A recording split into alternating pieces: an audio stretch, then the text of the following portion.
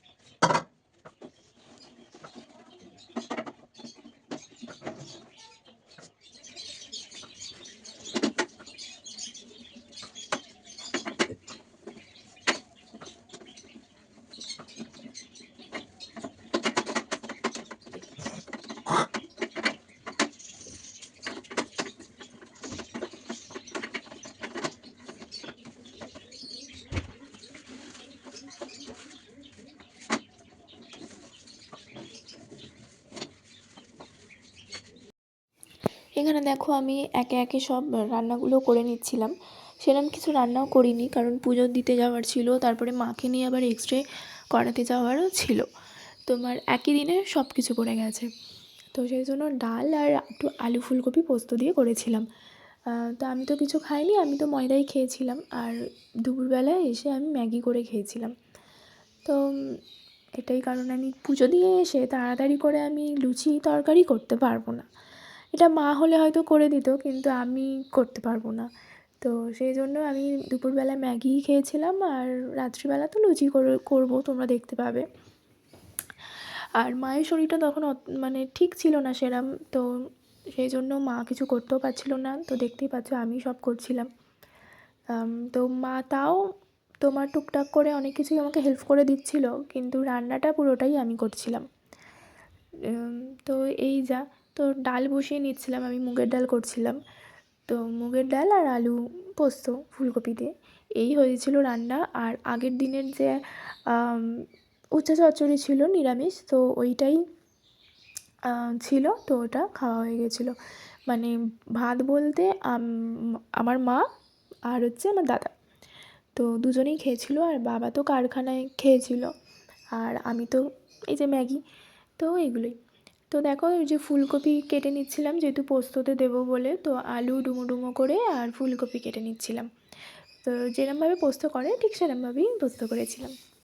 Welcome to back my channel. আমি দেবপ্রিয়া, তোমাদের সামনে একটা নতুন ভিডিও নিয়ে এলাম। অনেকক্ষণ পর আবার তোমাদের সামনে এলাম। তো দেখতেই পাচ্ছ আমি রেডি হয়ে গেছি। তো মাকে নিয়ে যাব এক্সরে করাতে, সেই জন্যই তো এত তাড়াতাড়ি করে রান্না করা। তাও ভাত হয়নি, এসে ভাতটা হবে। মুগের ডাল আর পোস্ত হলো, তোমরা তো দেখতেই পেলে। আর এখনও আমার খাবার হয়নি, আমি ম্যাগি কিনে আনবো, তো ম্যাগি খেয়ে নেবো দুপুরবেলাটা। আর রাত্রিবেলাটা তারপরে লুচি ফুচি করবো, কারণ তাড়াতাড়ি করে আমি লুচি করতে পারবো না। আর শুধু তো লুচি তো দুপুরবেলা খেলে আমি খেতাম, তো দুপুরবেলা আমি ম্যাগি খেয়ে নেবো, আর রাত্রিবেলা সবার জন্য লুচি করবো, আর মা নয় রুটি খাবে। তো হয়ে গেল। এবারে তো মা শিবরাত্রি করতে পারবে না, আর আমি বারণ করলাম যে এবারে করো না, কারণ এখনও শরীর সুস্থ হয়নি, ঠিক আছে? তার উপর যদি আবার উপোস করে শিবরাত্রি করে, ব্যাস আর দেখতেই হবে না। তো সেই জন্য আমি একাই করছি। মাকে বলেছি এই বছরটা বাদ দিয়ে ভালো থাকলে সামনের বছর করবে। গাড়ি তো ধোয়া হয়নি।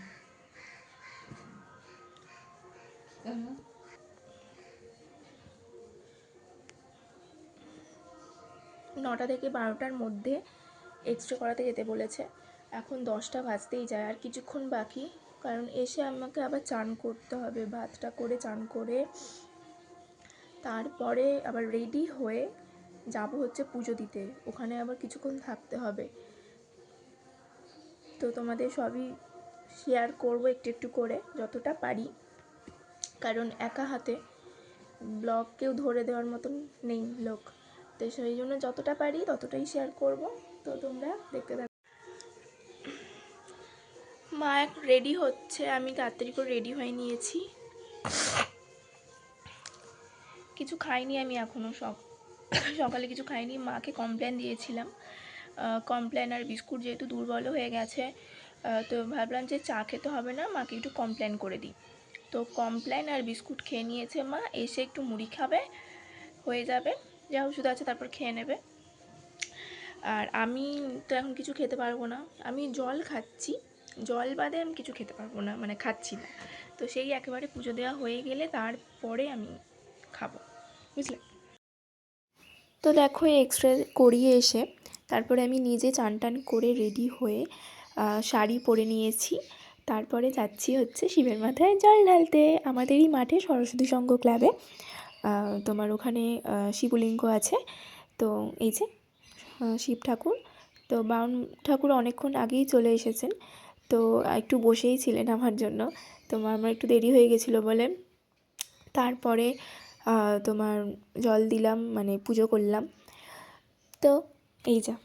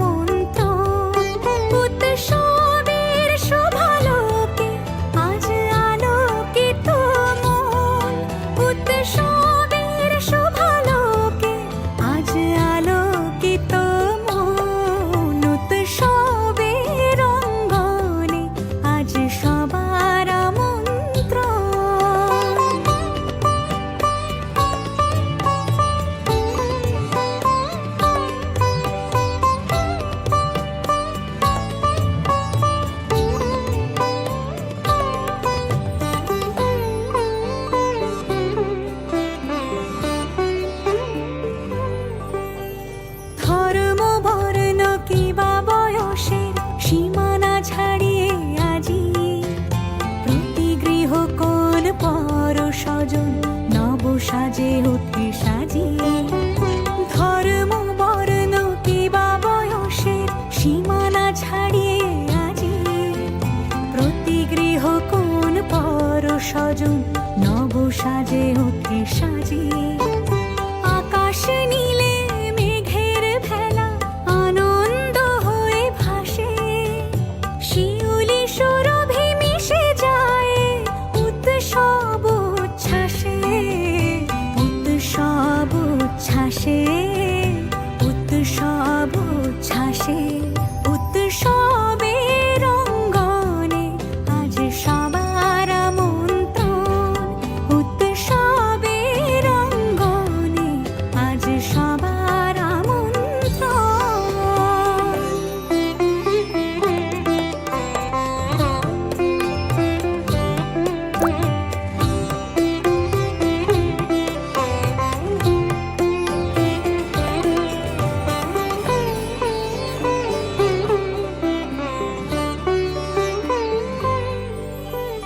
মেতে ওঠে দেখো ত্রিভুবন আজ প্রাণের এই উৎসবে। অনাবিলে আনন্দ হতে কিবা বঞ্চিত রবে। মেতে ওঠে দেখো ত্রিভুবন আজ প্রাণের এই উৎসবে। অনাবিলে আনন্দ হতে কিবা বঞ্চিত রবে। ধূপ দীপে আলোর মালা সমারোহের ক্ষণে উৎসব আজ বেঁধেছে সবার মহামেল বন্ধনে। মহামেল বন্ধনে, মহামেল বন্ধনে। উৎসবের অঙ্গনে আজ সবার আমন্ত্রণ। উৎসবের অঙ্গনে আজ সবার আমন্ত্রণ। উৎসবের শোভালোকে আজ আলোকিত মন। উৎসবের শোভালোকে আজ আলোকিত মন। উৎসবের অঙ্গনে আজ সবার আমন্ত্রণ।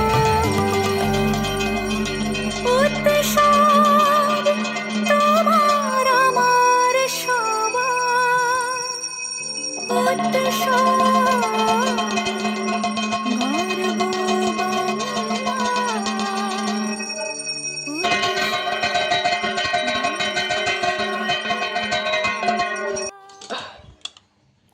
তো দেখতেই পেলে পুজো দিলাম, বেশ ভালো করে পুজো হলো, হোম হলো তোমার। তারপরেই বাড়িতে এসে খেতেও দিয়ে দিয়েছিলাম। তো যেগুলো রান্না হয়েছিল তো তোমাদের কাছে আমি ওগুলোও শেয়ার করে দিলাম যে কী রান্না হয়েছিল। তোমাদের তো আগেও বলেছিলাম, তারপর তোমাদের দেখেও দিলাম। তারপরে তো আমি ম্যাগি ট্যাগি করে আমি নিজেও খেয়ে নিয়েছিলাম।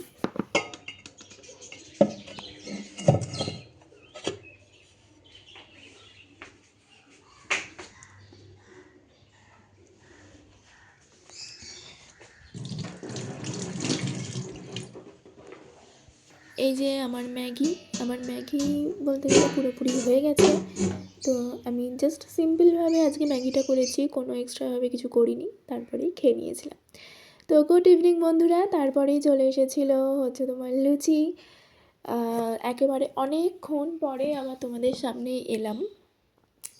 তোমার নিজের হাতে লুচি মেখেছি, লুচি বেলেছি, এখন লুচি করার বাকি। তো চলো। তো দেখো, আর পনিরগুলো উষ্ণ গরম জল করে ভিজিয়ে রেখে দিয়েছিলাম ডুবিয়ে, কারণ পনিরগুলো তাহলে একটু ফুলে উঠবে বলে। তো শাহি পনির হয়েছিল আর হচ্ছে লুচি।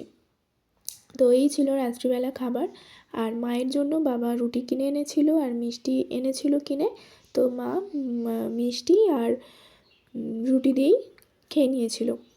তো আর আমরা সবাই লুচি আর পনির খেয়েছিলাম।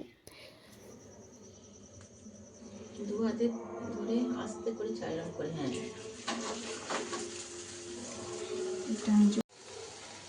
তুলবে দাঁড়া।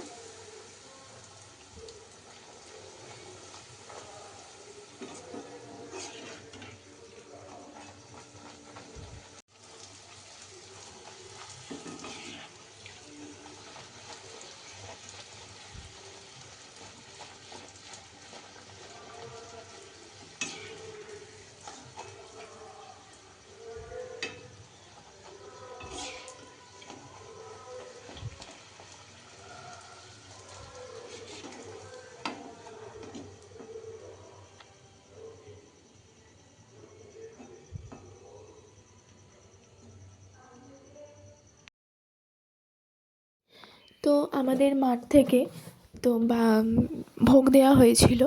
তো মা শিব ঠাকুর যেখানে পুজো দিতে গেছিলাম, তো সেখানেরই মানে সেই মাঠ থেকেই ভোগ দেওয়া হয়েছিল সবাইকে।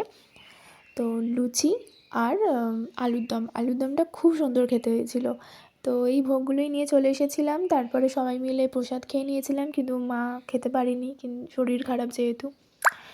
তো তারপরে দেখো আবার তরকারি করছিলাম আমি, ওই যে পনিরের তরকারি, শাহি পনির।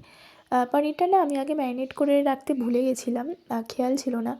তো তারপর ভাবলাম যে ধুর, এবারে আর ম্যারিনেট করবো না, একদম পুরোই দিয়ে দিই, যা হবে হবে। সেই জন্য পনিরের ভেতরে একটু নুনটা ঢোকেনি, একটু হালকা হয়েছিল পনিরের ভেতরের নুনটা। এমনি তরকারিতে নুন ঠিকই ছিল, কিন্তু পনিরের ভেতরে যে নুন ভাবটা সেটা অতটা ঢোকেনি। তোমার নাহলে মোটামুটি ভালোই হয়েছিল।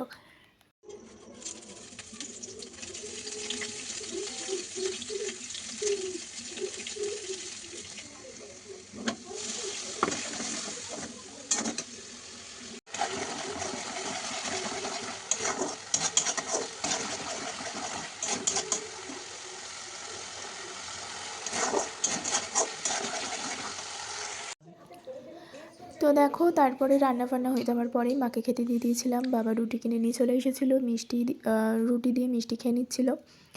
তো তারপরে আমাদেরও খাওয়া দাওয়া হয়ে যাওয়ার পরে আমি একটু স্কিন কেয়ার করে নিজের ওপর ঘুমাতে চলে এসেছিলাম। মশারি টাঙানো হয়ে গেছিলো, মা একটু ধরে দিয়েছিলো, আমি টাঙিয়ে দিয়েছিলাম। তারপরে আর রান্নাবান্না করার পরে মুখটা পুরো কালো তেল তেল হয়ে যায়, তারপরে তো একটু ফেস ওয়াশ করে একটু স্কিন কেয়ার করে তারপরে শুতে আসা। তো সেদিন হ্যাঁ, আবার রাত্রিবেলাটা আবার গরম হচ্ছিলো খুব, সকালবেলাটা ঠান্ডা লাগছিলো, কিন্তু রাত্রিবেলাটা মানে এই টাইমটায় না খুব গরম হচ্ছিলো, কি জানি কেন। মাও বলছিলো মায়েরও গরম হচ্ছিলো, আমি ভাবছিলাম মনে হয় আমারই একারই শুধু গরম হচ্ছে, কিন্তু না, মায়েরও গরম হচ্ছিলো। তো চলো আজকের ভিডিওটা আমি এখানে শেষ করছি। ভালো লাগলে লাইক, কমেন্ট, শেয়ার, সাবস্ক্রাইব করে দিই, আমার পাশে থেকো। Tata, good night.